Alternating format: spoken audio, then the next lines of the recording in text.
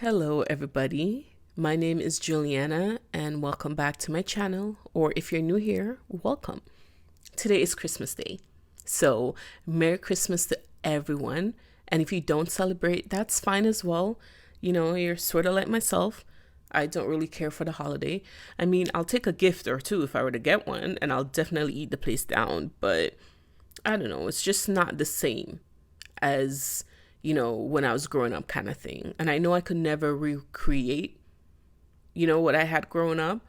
But I find that in North America, it's just about gifts and what you can buy. And like, it's just not about celebrating family, like being with family.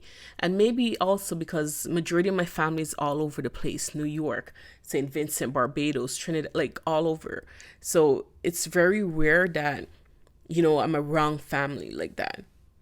But there's a family in Edmonton, Alberta, who is celebrating Christmas without their loved ones. It's been 26 years since the murder of Joanne Ghostkeeper, and a suspect has never been identified. Her case has become a cold case. So let's talk about that. Now, there are some conflicting dates when it comes to Joanne Ghostkeeper's case, when she was found unalive in her apartment in Edmonton. On the Edmonton police website, the date is listed as December 22nd, 1996. Other sources say December 25th or the 26th. But for the purposes of this video, I will use December 25th since that's the date most used. So on Christmas Day, 1996, 24-year-old Joanne Ghostkeeper was expected to join her two young daughters, 5-year-old Lorne and 7-year-old Martina, at her mother's house for Christmas dinner. This was something she told family she was looking forward to. And after dinner, they had planned to open Christmas gifts as a family. But by 5:30, when she didn't show up, her mother, Mary Wooler, became worried. So she called her ex-husband, Daniel Ghostkeeper, to check up on their daughter. I'm assuming that maybe he lived closer to her. So when he arrived at the apartment, there was no response. So he called police, and when they entered, Joanne was found partially clothed and decomposed in her apartment at 11925 34th Street in Edmonton. As a parent, that is not an image I would like to have of my child. So I'm kind of happy that the police were the ones that went in there and, found her body. After an autopsy, it was determined that she died by ligature strangulation. A telephone cord was used. The last time Joanne was seen alive was on December 23rd at about 1:15 a.m. with a woman and 3 unknown men. And the tavern was about a block from her apartment. It's never been identified whether those people were, identified and questioned. The last conversation that Joanne's dad recalls, having with her was 3 days before Christmas. She was at home wrapping Christmas presents, none of which were found in her apartment. Her apartment was disheveled. So police believe that there was a struggle shortly before Joanne's life was taken. And like I said, it's been 26 years and a suspect has never been identified. Whether DNA was able to be retrieved from the scene, that has never been made public by police. But strangulation is something up close and personal. So I would assume that they do have some sort of DNA, from the telephone cord kind of thing, because DNA testing has advanced over the years as well. In 2004, Joanne's mother found an old can of film in her daughter's belongings that she was able to develop. There were pictures of men she didn't recognize, or, no one in the family recognized.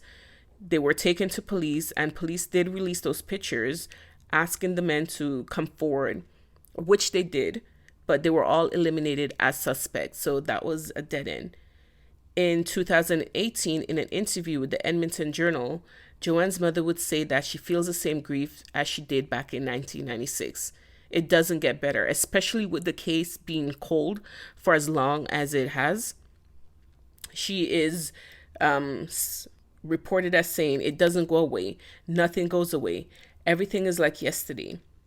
Mary Wooler raised Joanne's daughters, who are now adults, and she disclosed that the family doesn't celebrate Christmas the same, or they didn't celebrate Christmas the same for the first 16 years after the murder, only lighting a candle in Joanne's memory. Now, while Joanne's death would be the first for Mary, it wouldn't be the last. Her two sons, Daniel Jr. and Curtis, turned to drugs after their sister's murder and died of drug-related complications. Mary would go on to say, "Whoever killed my daughter killed all my children. He killed my family." Now, losing a child is not the natural order of things, or it shouldn't be, So imagine parents burying one child and then it turns into three. They had three children. Mary and Daniel Ghostkeeper had three children together, and they outlived all of their children.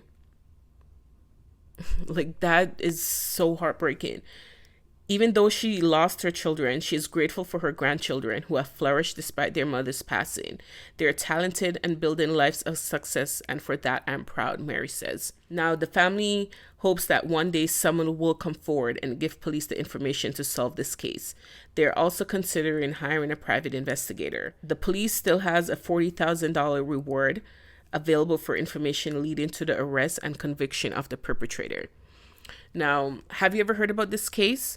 I've never heard about this case. I was just researching, cold cases to talk about, and it popped up on my timeline. I don't know. This is really, really sad, especially on Christmas Day, But let me know what you think about this case. Leave a comment. If you're not yet subscribed to the channel, please do so. Like and share the video, and I will see you in the next one. Happy holidays, Merry Christmas, and if you're choosing to drink, please do not drive. Do not drive. There are too many ride-sharing apps out there. Uber, Lyft, there's cabs. If because sometimes police will have I can't remember what they call it, the drunk driving blitz or something like that, where they will park in certain sections and test people to see if they're drinking. If you know of one of those, please don't call your friend and say, "Oh, there's a drive stop here." The better thing to do is to ask them if they're drinking, or tell them not to drink and drive, or call them a cab. Or if you're sober, if you're not drinking, go pick them up, because you might end up making that call, warning them that there's a drive spot somewhere. And what if they, driving drunk, end up killing someone? What if that person ends up being your friend or your family member? It really isn't worth it. Just call a cab, a drive share, Uber, Lyft, call a friend, someone sober to pick you up. Please do not drink and drive this holiday season, or ever. But as I said before, I know I repeat myself sometimes. Like, share, and leave a comment, and I will see you guys in the next video. And once again, Merry Christmas, Happy Holidays.